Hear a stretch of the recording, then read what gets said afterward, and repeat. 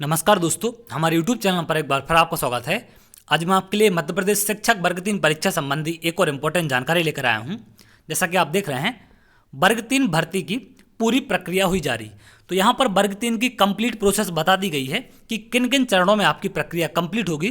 तो बहुत सारे लोगों के मन में कुछ सवाल हैं, बहुत से कमेंट मुझे देखने मिलते हैं। तो जो भी आपके कमेंट आते हैं मैं कोशिश करता हूँ उन पर एक वीडियो बनाऊँ। तो कुछ कमेंट मुझे ऐसे मिले हैं कि क्या सर सेकंड काउंसलिंग होगी या नहीं होगी, तो इस पर भी मैं आपको सारी जानकारी दूंगा। और इसके साथ साथ कुछ कमेंट थे कि सर चॉइस फिलिंग में किस तरीके से स्कूल सिलेक्ट करने पड़ेंगे, जिला कैसे सिलेक्ट किया जाएगा, इन सब के बारे में आपको आगे जानकारी देने वाला हूं। तो आप देख सकते हैं आपका जो सबसे पहला स्टेप होने वाला है वो है रजिस्ट्रेशन का।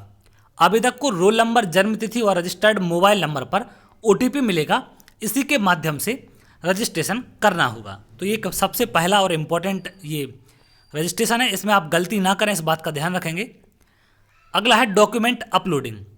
प्रोफाइल लॉगिन के बाद आवेदक को पहले से भरी प्रविष्टि के अनुसार दोबारा डॉक्यूमेंट नए ऑप्शन अनुसार अपलोड करना होगा।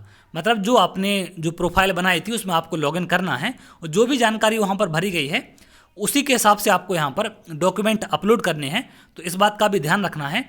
और सबसे इम्पोर्टेंट बात यह है कि आपको वही डॉक्यूमेंट अपलोड करने हैं जो आपके लेटेस्ट हैं। आपको ऐसा नहीं करना कि आपने फॉर्म भरते टाइम जो डॉक्यूमेंट लगाए थे आप उन्हीं को अपडेट कर दें, क्योंकि कुछ डॉक्यूमेंट ऐसे होते हैं कि जो एक्सपायर हो जाते हैं तो उनको रिन्यू कराना पड़ता है या नए बनवाने पड़ते हैं। तो वो चीज़ें आपको वहाँ पर ध्यान रखनी है। जो आपके पास लेटेस्ट वाले हैं उन्हीं को आपको यहाँ पर लगाना है, इस बात का आप ध्यान रखेंगे। अगला है चॉइस फिलिंग। MP ऑनलाइन के माध्यम से विषयवार, जिलावार, स्कूल के क्रम में ऑप्शन को दर्ज करना होगा। इसमें पोर्टल शुल्क के साथ शुल्क भरकर चॉइस लॉक करें। आखिरी दिन तक चॉइस संशोधन कर सकते। एक इम्पॉर्टेंट है ये, क्योंकि सबसे पहले आपको सब्जेक्ट सिलेक्ट करना है कि आप किस सब्जेक्ट के लिए हैं। उसके बाद आपको जिला और उसके ज़िले के स्कूल आपको यहाँ पर सिलेक्ट करने पड़ेंगे और उसके बाद आपको अपनी चॉइस फिलिंग को लॉक करना पड़ेगा। और एक और यहाँ पर इंपॉर्टेंट ऑप्शन दिया जाएगा आपको कि आखिरी दिन तक चॉइस फिलिंग में आप संशोधन कर सकते हैं। अगर आपसे कोई गलती हो जाती है या फिर आप कोई बदलाव करना चाहते हैं तो यहाँ पर आप लास्ट दिन तक, जो लास्ट डेट होगी चॉइस फिलिंग की, उस डेट तक आप यहाँ पर उसमें संशोधन कर सकते हैं। अगला है सिलेक्शन लिस्ट। चॉइस फिलिंग के बाद सिलेक्शन लिस्ट जारी की जाएगी जिसमें दस्तावेजों का सत्यापन होगा। तो ये बहुत सारे लोगों को डाउट है कि क्या सर यहाँ पर सेकंड काउंसलिंग होगी या नहीं होगी।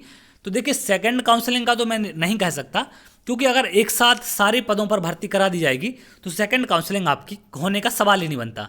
सेकंड काउंसलिंग तब होती है, मान लीजिए 18,500 कुछ पद हैं आपके, तो पहले काउंसलिंग में यहाँ पर 10,000 पर भर्ती कराई जाती है, तो बाकी 8,000 जो बचेंगे पद आपके उन पर सेकंड काउंसलिंग में करा दी जाएगी। तो यहाँ पर अगर दोनों विभागों में एक साथ पद भर दिए जाएंगे तो सेकंड काउंसलिंग का वहाँ पर सवाल नहीं होगा। और इसके साथ साथ कुछ लोगों का ये भी सवाल है कि क्या सर यहाँ पर प्रोविजनल मेरिट जारी होगी या प्रोविजनल वेटिंग दोनों जारी होगी।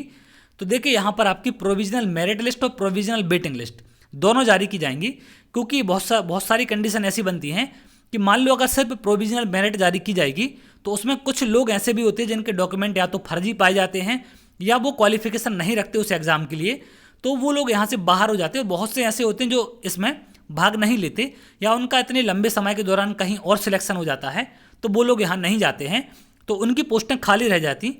तो उन पोस्टों को भरने के लिए यहाँ पर वेटिंग आपकी 100% दी जाएगी, जिससे वो पोस्टें वेटिंग क्लियर करके भरी जा सके।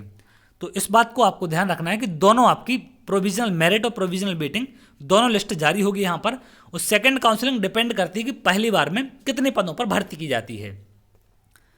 अगला है आपका डॉक्यूमेंट सत्यापन और रिपोर्टिंग। जिला सहायक आयुक्त स्तर पर चयनित आवेदक के मूल दस्तावेजों का सत्यापन उसी जिले में किया जाएगा जिस जिले के लिए चयन हुआ है। तो जिस जिले में आपका सिलेक्शन होगा उसी जिले में आपको अपने डॉक्यूमेंट वेरीफाई कराने पड़ेंगे, तो इस बात का भी आपको ध्यान रखना है। और आपका चयन उसी जिले में होगा जिसको आप चॉइस फिलिंग में भरेंगे। अगला है नियुक्ति पत्र जारी होंगे। वर्ग 3 में चयनित कैंडिडेट्स की नियुक्ति की जाएगी। सभी प्रक्रिया के बाद नियुक्ति पत्र दिया जाएगा। यह लोक शिक्षण आयुक्त के साइन के साथ जारी किए जाएंगे। तो जब ये सारी कंडीशन आपकी फुलफिल हो जाएगी और डॉक्यूमेंट्स आपके सारे सही पाए जाते हैं तो उसके बाद आपकी फाइनल लिस्ट जारी की जाएगी, जिसमें जो चयनित कैंडिडेट्स हैं उनको यहाँ पर नियुक्ति पत्र प्रदान किए जाएंगे और इस प्रकार से आपकी वर्ग 3 की पूरी प्रक्रिया यहाँ पर कंप्लीट होगी। तो इसके अलावा जो भी आपका डाउट है आप मुझे कमेंट कर सकते हैं, तो मैं कोशिश करूँगा अगर आपके ज़्यादातर लोगों के डाउट होंगे तो उस पर मैं प्रॉपर एक वीडियो बना दूंगा, जिससे आपको सारी जानकारी यहाँ पर मिल सके कि आखिर किस तरीके से यहाँ पर सारी चीज़ें होने वाली हैं। तो अगर आप ऐसी अपडेट चाहते हैं तो हमारे चैनल के साथ जुड़ सकते हैं, जिससे और भी आने वाली अपडेट मिल सके आपको। तो चलिए बहुत जल्द अगले वीडियो में मिलेंगे, तब तक के लिए बहुत बहुत धन्यवाद।